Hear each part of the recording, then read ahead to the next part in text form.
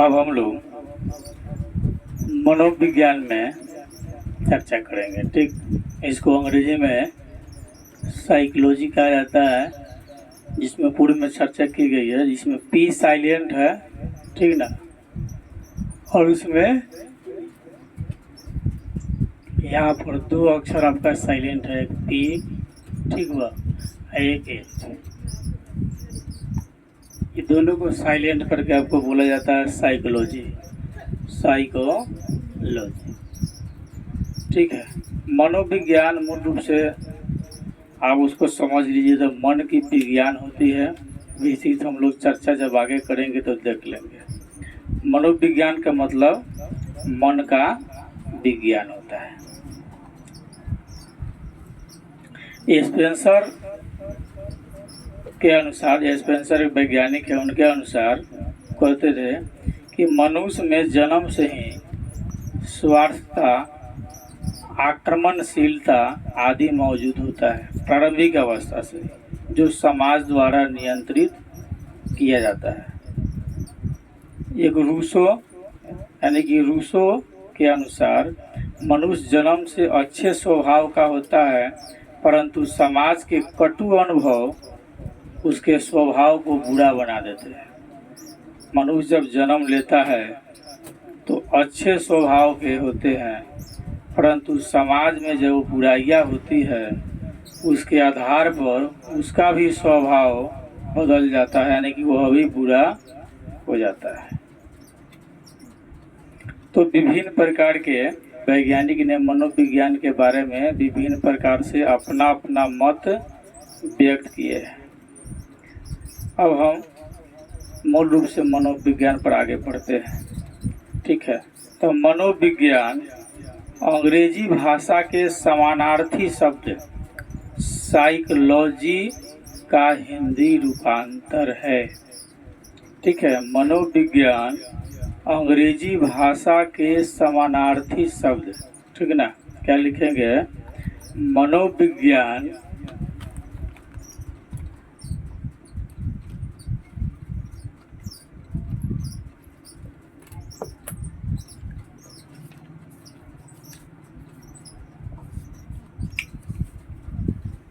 मनोविज्ञान अंग्रेजी भाषा के समानार्थी शब्द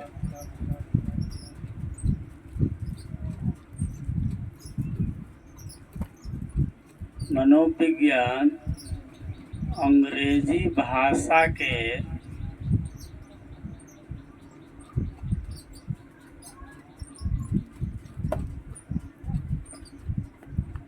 समानार्थी शब्द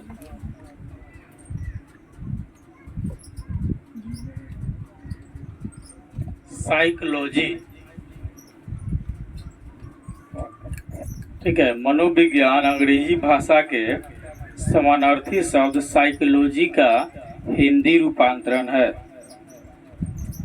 ठीक है, क्या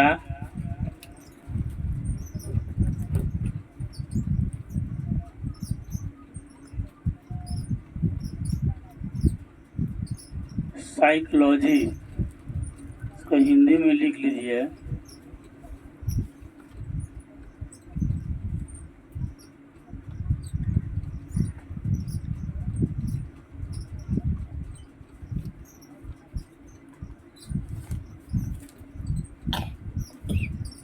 ठीक है, साइकोलॉजी।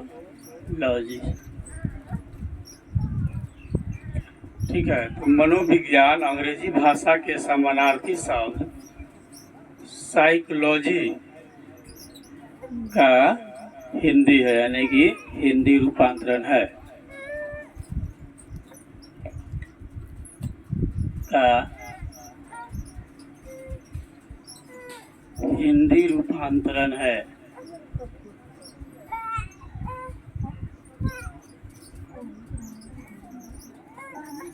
ठीक है,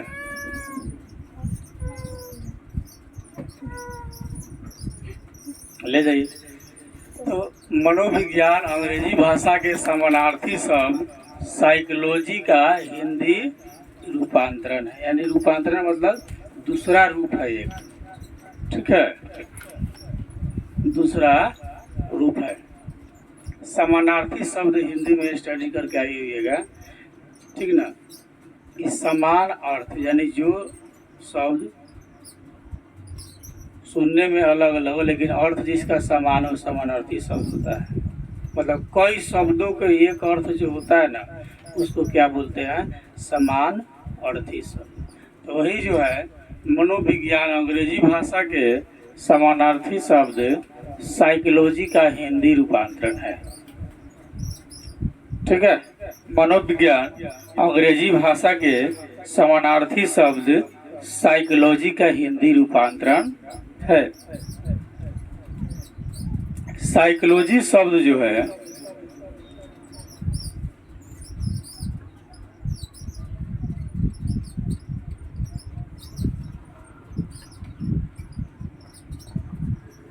साइकोलॉजी शब्द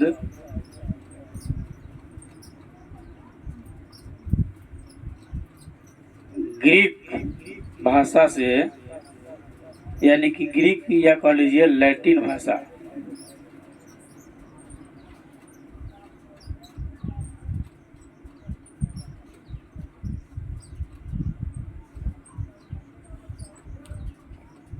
साइकोलॉजी शब्द ग्रीक के बाय लैटिन भाषा के दो शब्द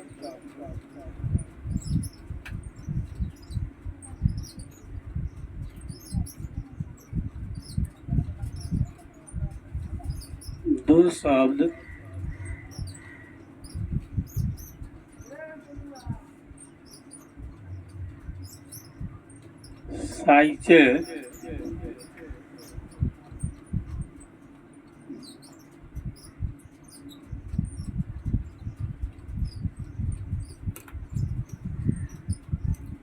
दो शब्द, एक साइके और दूसरा लॉगस।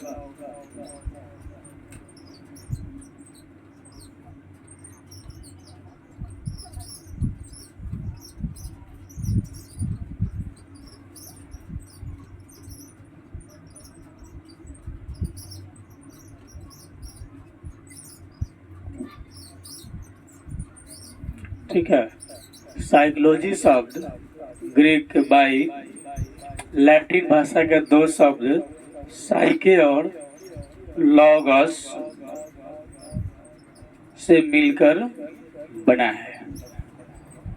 ठीक है, तो साइकोलॉजी शब्द ग्रीक या लैटिन भाषा के दो शब्द साइके और लॉगस से मिलकर बना है, से मिलकर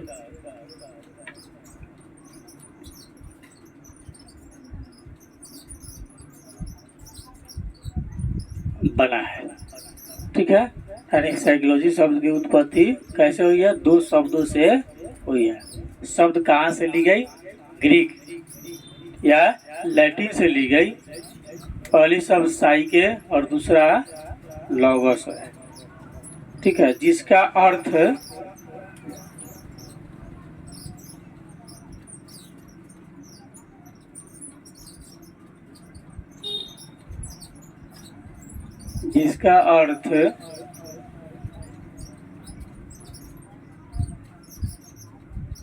निम्न प्रकार है। साइके का मतलब होता है आत्मा, जो किसी भी प्राणी के शरीर में पाया जाता है। ठीक ना। साइके का मतलब आत्मा, जो सभी प्रकार के प्राणियों के अंदर पाए जाते हैं। ठीक है, दूसरा है लॉगोस।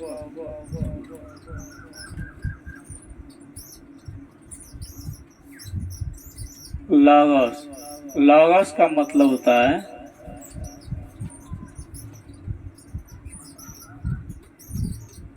अध्ययन करना या जानकारी प्राप्त करना या जानकारी लेना। साइके का अर्थ है आत्मा, लॉगस का मतलब अध्ययन करना है, उसके बारे में पढ़ करके जानकारी लेना लॉगस कहलाता है। यानी कि मूल रूप से साइकोलॉजी का अर्थ आत्मा का अध्ययन करना है, ठीक ना। यानी मूल रूप से साइकोलॉजी का अर्थ क्या होगा, यानी साइकोलॉजी में हम क्या करेंगे, आत्मा का अध्ययन करेंगे। यानी मूल रूप से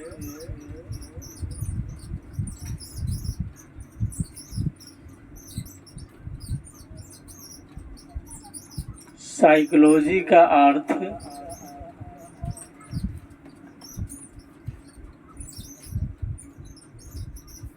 आत्मा का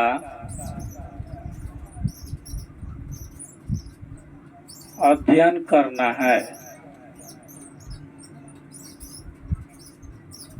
नहीं, मूल रूप से साइकोलॉजी का अर्थ क्या होगा, आत्मा का अध्ययन करना, आत्मा के बारे में जानना। तो आत्मा कहाँ रहता है, प्राणियों के शरीर में नहीं। प्राणी समझते हैं ना आप लोग, क्या है, प्राणी है, तब तो ठीक है। चलिए दूसरी बात, एक गैरेट के अनुसार मनोविज्ञान आत्मा का अध्ययन करने वाला विज्ञान है। एक वैज्ञानिक ने बताया कि मनोविज्ञान जो है वह आत्मा का अध्ययन करने वाला विज्ञान है। यानी उस विज्ञान के पढ़ने से आत्मा के बारे में जानकारी मिलती है। आत्मा यानी किसी की मन की बात हमें जानकारी हो जाती है, ठीक ना। तो गैरेट के अनुसार मनोविज्ञान आत्मा के अध्ययन करने वाला विज्ञान है। गैरेट के अनुसार मनोविज्ञान क्या है, आत्मा के अध्ययन करने वाला विज्ञान है, जिसके पढ़ने से हम आत्म के बारे में विशेष जानकारी प्राप्त कर सकते हैं। और आत्मा यानी प्राण सभी जीवों के शरीर में पाए जाते हैं। जो जीव है निर्जीव में तो नहीं रहता। मनोविज्ञान शब्द को मन प्लस विज्ञान में विभाजित किया गया है, जिसका शाब्दिक अर्थ है मन का विज्ञान, ठीक ना। मनोविज्ञान शब्द को मन प्लस विज्ञान में विभाजित किया गया है, ठीक है। कौन सी विभाजित किया, मन और विज्ञान में।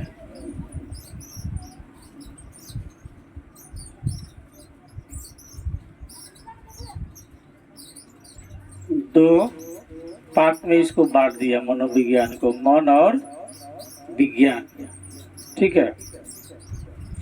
जिसका शाब्दिक अर्थ हो गया मन का विज्ञान, ठीक ना। क्या हो गया, मन का विज्ञान।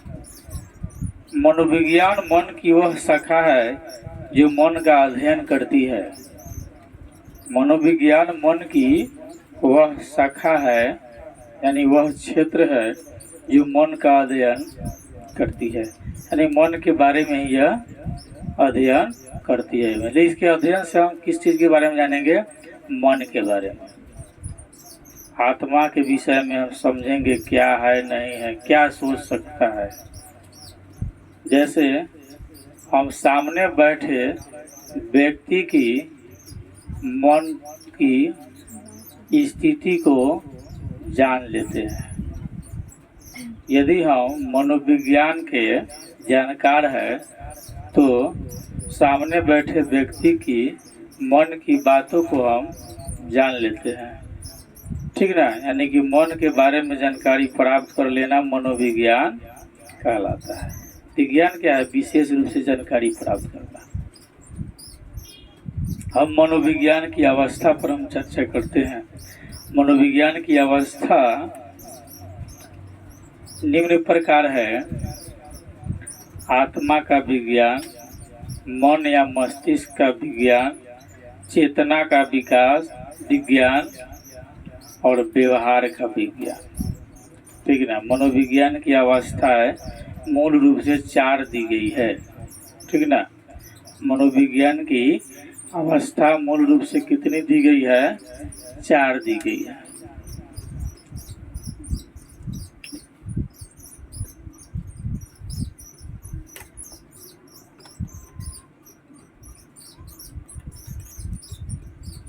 मनोविज्ञान की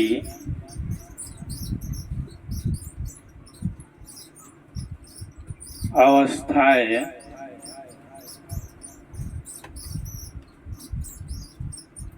निम्न प्रकार है।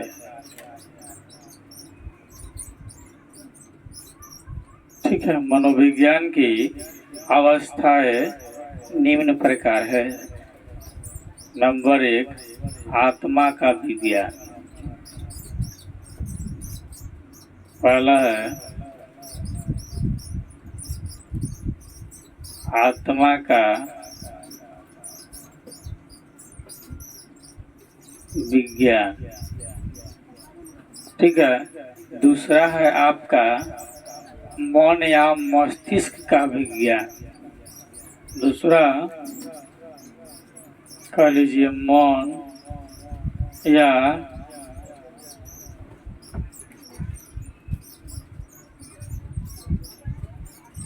मस्तिष्क का विज्ञान। ठीक है, पहला आत्मा का विज्ञान, दूसरा मन या मस्तिष्क का विज्ञान, तीसरा चेतना का विज्ञान। मनोविज्ञान की तीसरा अवस्था है चेतना का विज्ञान। चौथा अवस्था है आपके मनोविज्ञान की चौथा अवस्था है व्यवहार का विज्ञान।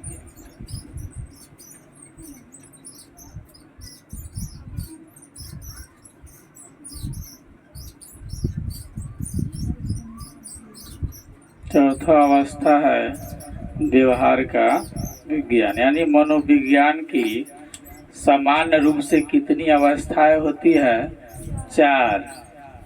आत्मा का विज्ञान, मन या मस्तिष्क का विज्ञान, चेतना का विज्ञान और व्यवहार का विज्ञान होता है।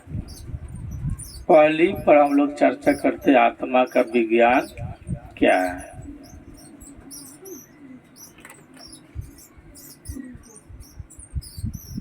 आत्मा का विज्ञान क्या है, इस पर हम लोग चर्चा करते हैं।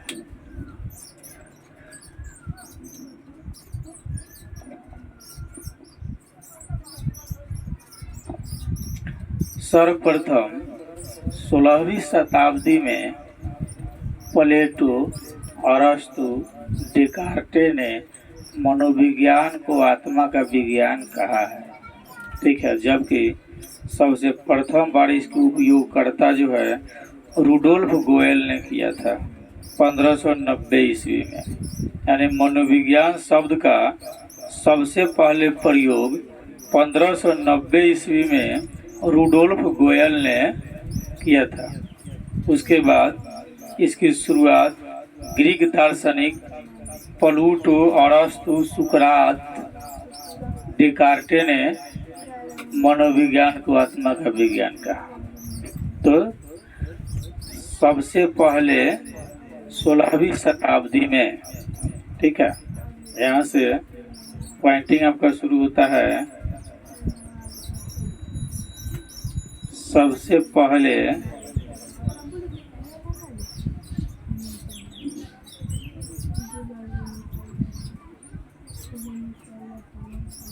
16वीं शताब्दी में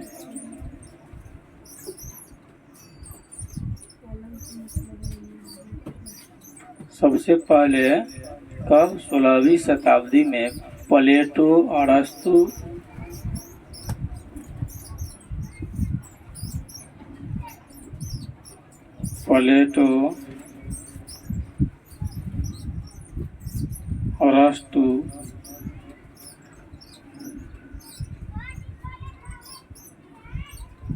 डेकार्टे व कुछ अन्य नाम भी है।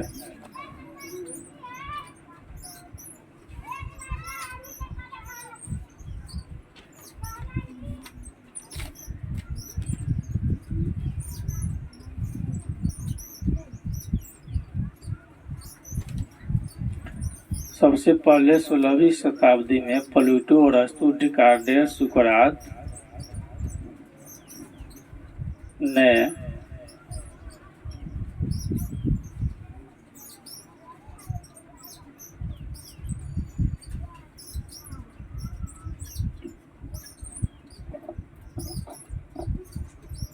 सबसे पहले 16वीं शताब्दी में प्लेटो, अरस्तु, डिकार्डेस, सुकरात ने मनोविज्ञान को आत्मा का विज्ञान कहा है। मनोविज्ञान को आत्मा का विज्ञान कहा है, यानी कहा।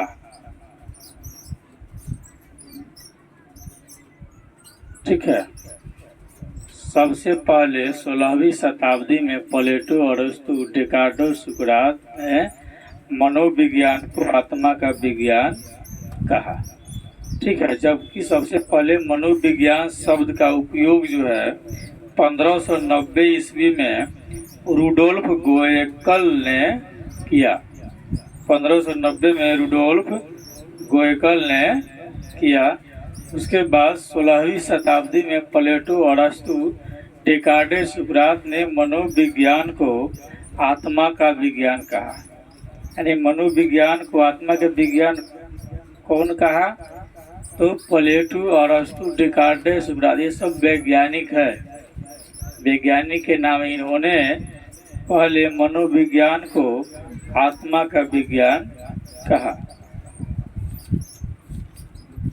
उसके बाद चर्चा में आई कि आत्मा क्या है, आत्मा का रंग, रूप, आकार कैसा है। ठीक है। उसके बाद जब कहा तो प्रश्न हुआ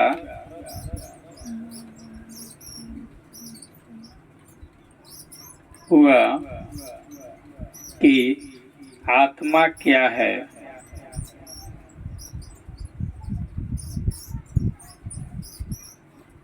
ठीक है। आत्मा क्या है, आत्मा का रंग, रूप, आकार कैसा है। आत्मा का रंग, रूप, आकार कैसा है। ठीक है। प्रश्न हुआ कि आत्मा क्या है, आत्मा का रंग, रूप, आकार कैसा है। आत्मा की व्याख्या, इसका अस्तित्व एवं प्रामाणिकता का उत्तर न देने पाने के कारण 16वीं शताब्दी में मनोविज्ञान का यह अर्थ अस्वीकार कर दिया गया।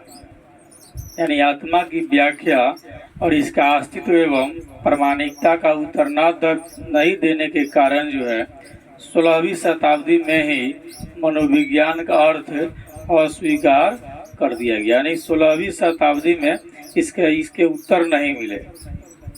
ठीक है। क्या हुआ, ये पूछा गया तो इसका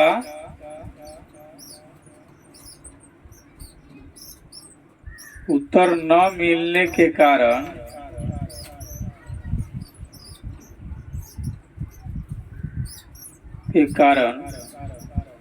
16वीं शताब्दी में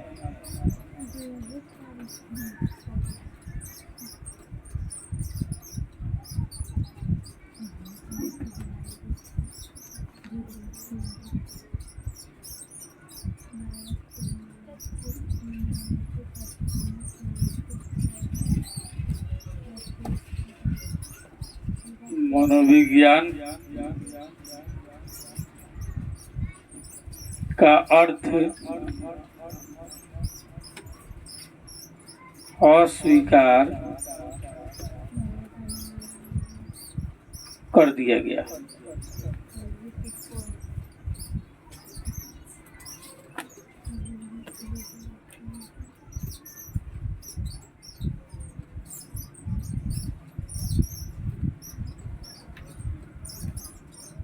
ठीक है।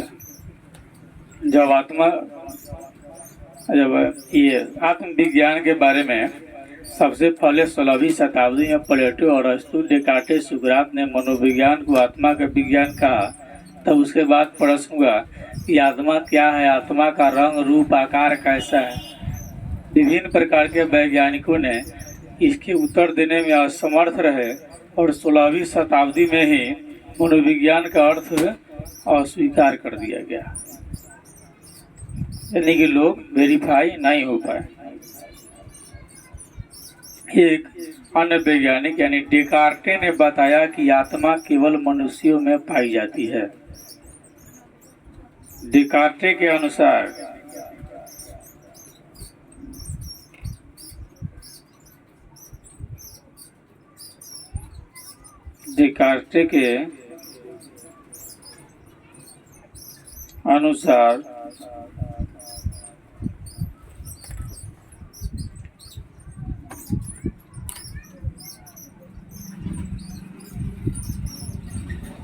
डेकार्टे के अनुसार आत्मा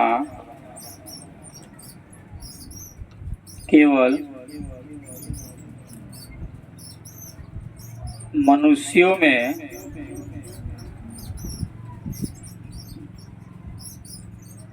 पाई जाती है। डेकार्टे ने कहा कि आत्मा केवल मनुष्यों में पाई जाती है। ठीक है।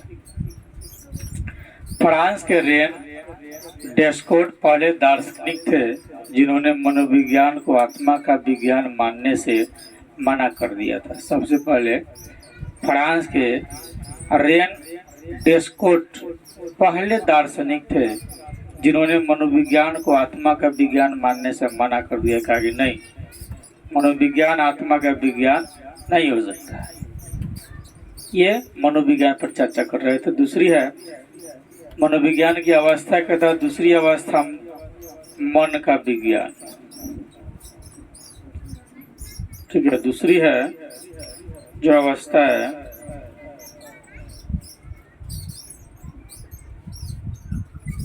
मन का विज्ञान। मनोविज्ञान की दूसरी अवस्था मन का विज्ञान। इसके आगे अब चलते हैं। 17वीं शताब्दी में इटली के पंपोनौजी व सहयोगी थॉमस रीड व टीचनर ने मनोविज्ञान को मन या मस्तिष्क का विज्ञान कहा।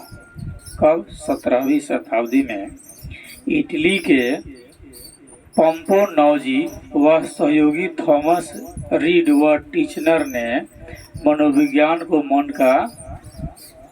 मन या मस्तिष्क का विज्ञान सबसे पहले उन्होंने कहा, माना भी। उसके बाद B.N. झा मस्तिष्क के स्वरूप के अनिश्चित रह जाने के कारण मनोविज्ञान ने मस्तिष्क के विज्ञान के रूप में किसी प्रकार की प्रगति नहीं की। B.N. झा ने बताया कि मस्तिष्क के स्वरूप के अनिश्चित रह जाने के कारण मनोविज्ञान ने मस्तिष्क के विज्ञान के रूप में किसी प्रकार की प्रगति नहीं की है। आधुनिक मनोविज्ञान मन के स्वरूप तथा प्रकृति का निर्धारण कर सका। अभी आधुनिक जो मनोविज्ञान है वह मन के स्वरूप और प्रकृति का निर्धारण न कर सका। मन शब्द के विषय में भी अनेक मतभेद है, अतः यह परिभाषा अस्वीकारनीय है, यानी इसको भी अस्वीकार कर दिया गया। अगला है कि व्यक्ति के मन व मस्तिष्क का संबंध विवेक और विचारशील निर्णय से होता है। एक वैज्ञानिक ने कहा कि व्यक्ति के मन व मस्तिष्क का संबंध विवेक व विचारशील निर्णय से है। पागलों व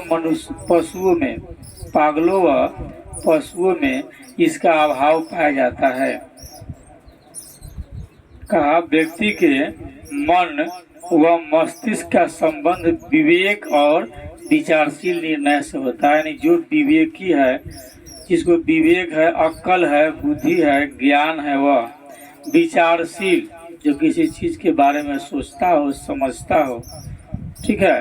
तो कहा कि मन और मस्तिष्क का संबंध विवेक और विचारशील निर्णय से है। पागल और पशु में इसका अभाव होता है, यानी कि पागल आदमी के अंदर जो है विवेक नहीं होता है, विचार करने की क्षमता नहीं होता है, और पशु में विवेक नहीं होता है, विचार करने की क्षमता नहीं होती है, उसको ज्ञान नहीं होता है, ऐसा उन्होंने माना। ठीक है, इस विचारधारा पर भी यह मत अस्वीकार कर दिया गया। कहा कि नहीं, इस पर भी नहीं हो सकता है। कहीं पशु के अंदर तो नॉलेज होती है, बच्चे से स्नेह रखता है, अपने झुंड पर किए गए आक्रमण पर वो मुड़ करके फिर शत्रु को पराजित करने जाता है, मारने जाता है, यानी कि उसके अंदर सोचने समझने की क्षमता है नहीं। तीसरा पॉइंट है आपका चेतना का विज्ञान। तीसरा जो है, किस पर अब चर्चा करेंगे हम, चेतना का विज्ञान, यानी अब इस पर चर्चा करना है, तीसरी पॉइंट पर। ठीक है ना, अब चर्चा करना है तीसरी पॉइंट पर, चेतना का विज्ञान क्या है।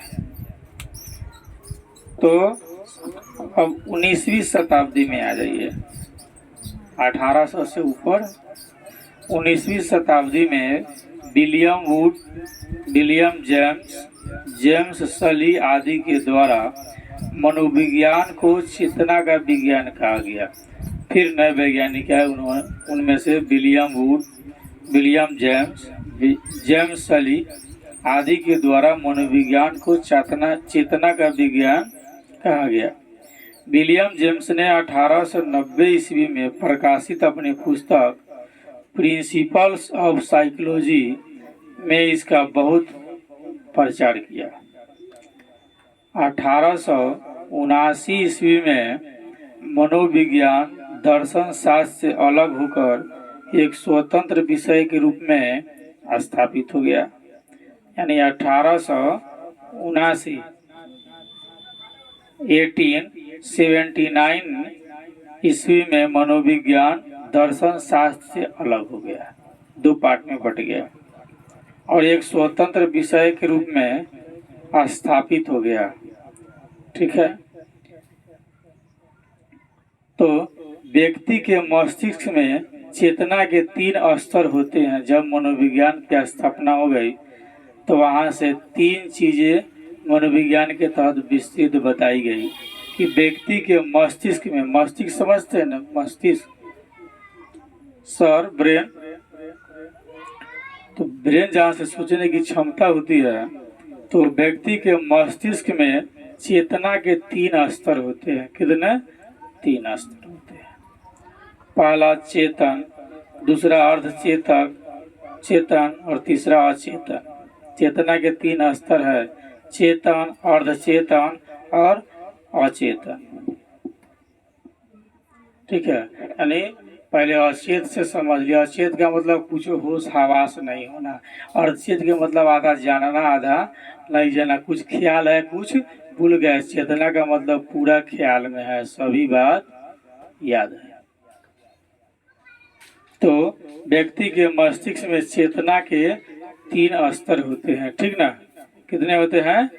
3 स्तर होते हैं। चेतना के 3 स्तर होते हैं। मस्तिष्क में चेतना के 3 स्तर होते हैं।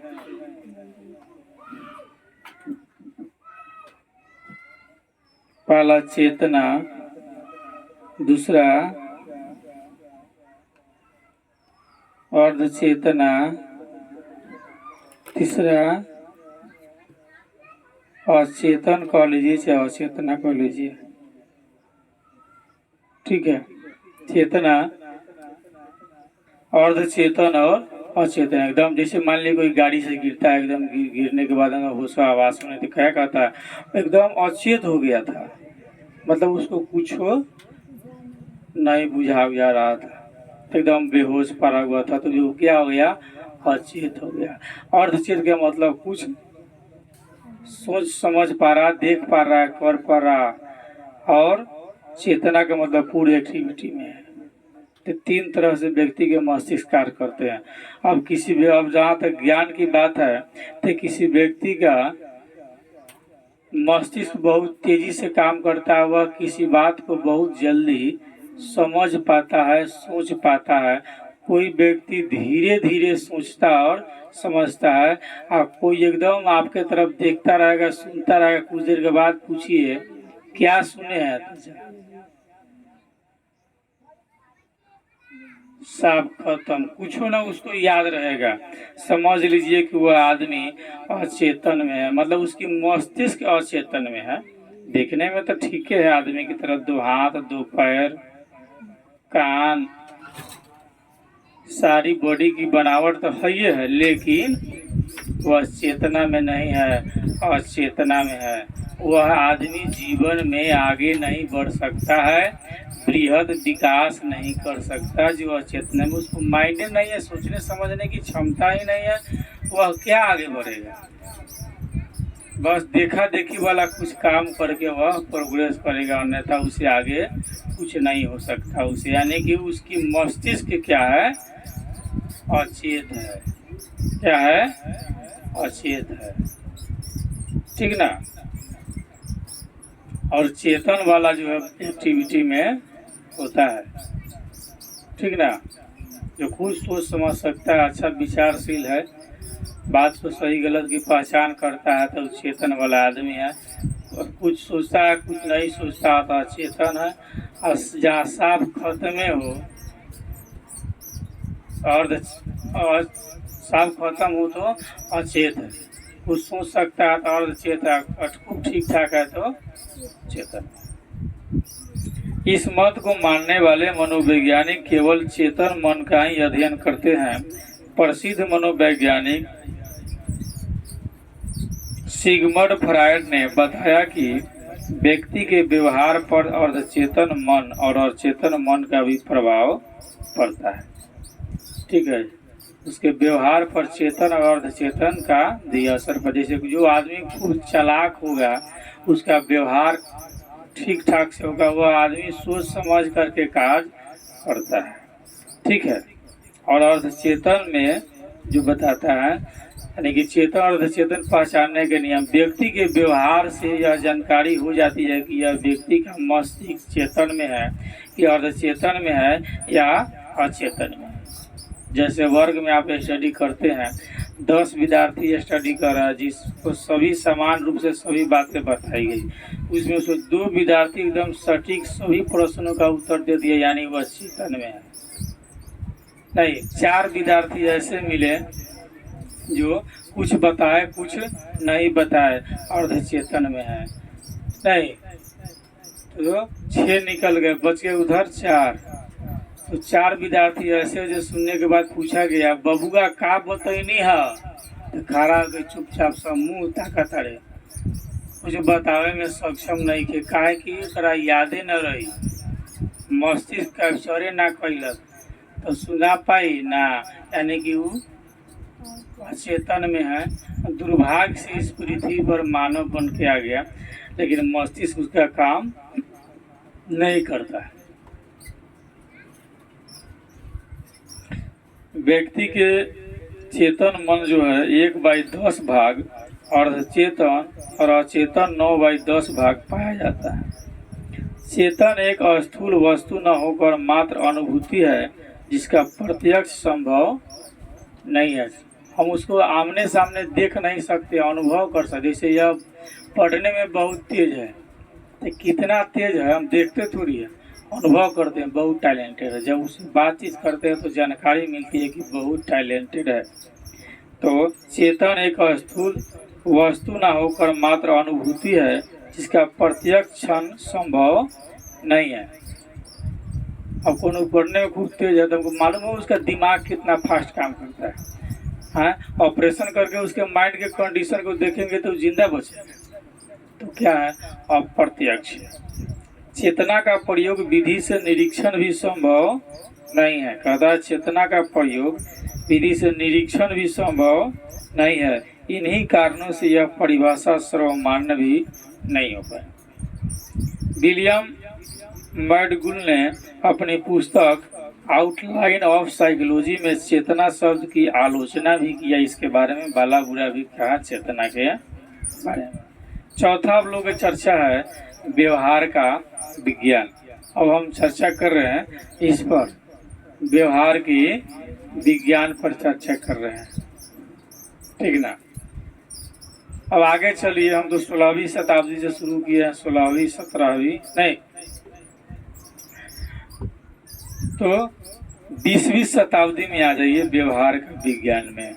व्यवहार के विज्ञान में कहाँ आप चर्चा कर रहे हैं, तो इसमें 20वीं शताब्दी की बात, जो 20वीं शताब्दी में व्यवहार की विज्ञान की चर्चा हो।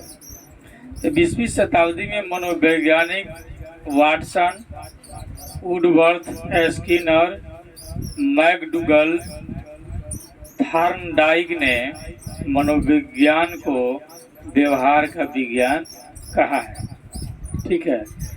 विलियम मैकडूगल अपनी पुस्तक एन आउटलाइन ऑफ साइकोलॉजी में मनोविज्ञान को आचरण एवं व्यवहार का विधेयक विज्ञान मानते हुए इसे ज्ञान, भावना, क्रिया के रूप में बांटा। यानी विलियम मैकडूगल ने अपनी पुस्तक में, जिस पुस्तक का नाम है एन आउटलाइन ऑफ साइकोलॉजी, उसमें उन्होंने बताया, कहा कि मनोविज्ञान को आचरण एवं व्यवहार का विधेयक विज्ञान मानते हुए ज्ञान, भावना, क्रिया के रूप में मैं बांट रहा हूँ। मैं अपनी दृष्टि से इसी प्रकार से देखता हूँ, यह ज्ञान, भावना और क्रिया के रूप में कार्य करती है। व्यवहार में मानव व्यवहार और पशु व्यवहार दोनों ही शामिल होते हैं। व्यवहार, मानव का व्यवहार और पशु का व्यवहार दोनों शामिल होता है। वर्तमान में मनोवैज्ञानिक के इसी अर्थ को सर्वमान्य अर्थ के रूप में स्वीकार कर लिया गया, क्योंकि व्यवहार मानव का भी और पशु, कोई मानव बहुत अच्छा, बहुत अच्छी से बात करता है, सुदृढ़ है, कभी उसके मुंह से अपशब्द भाषा का प्रयोग नहीं होता है।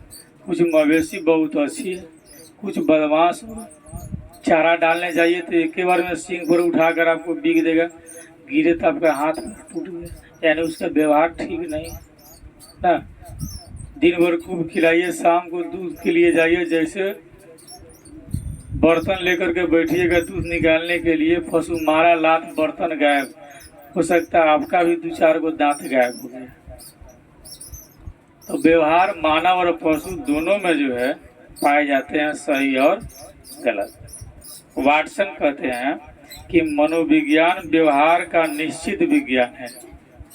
मनोविज्ञान क्या है? व्यवहार का निश्चित विज्ञान है। नोट में आप कंफर्म कर लीजिए कि मनोविज्ञान के बदलते स्वरूप को देखकर वुडवर्थ ने लिखा, अरे मनोविज्ञान का धीरे धीरे तो रूप बदल रहा है, पहले लोग मान ही नहीं रहा था, धीरे धीरे लोग माने। इस बदलते हुए स्वरूप को देख करके सर्वप्रथम मनोविज्ञान ने अपनी आत्मा को छोड़ा। वुडवर्थ कहते हैं, वुडवर्थ जो वैज्ञानिक है वो कहते हैं कि सबसे पहले मनोविज्ञान ने अपनी आत्मा को छोड़ा, यानी कि त्यागा, फिर उसने अपने मन और मस्तिष्क को त्यागा, फिर उसने अपनी चेतना को खो दिया। चेतना मतलब चेतना को क्या कर दिया? खो दिया। और वर्तमान में मनोविज्ञान व्यवहार के विधि स्वरूप को अब स्वीकार करता है। ठीक है, तो मनोविज्ञान की परिभाषा है अब हम अलग अलग तरह से अलग अलग रूप में अब वर्णन करेंगे कि मनोविज्ञान की परिभाषा क्या। ये पढ़ रहे थे मनोविज्ञान है क्या, कैसे उत्पत्ति हुई, इसका अर्थ क्या होता है।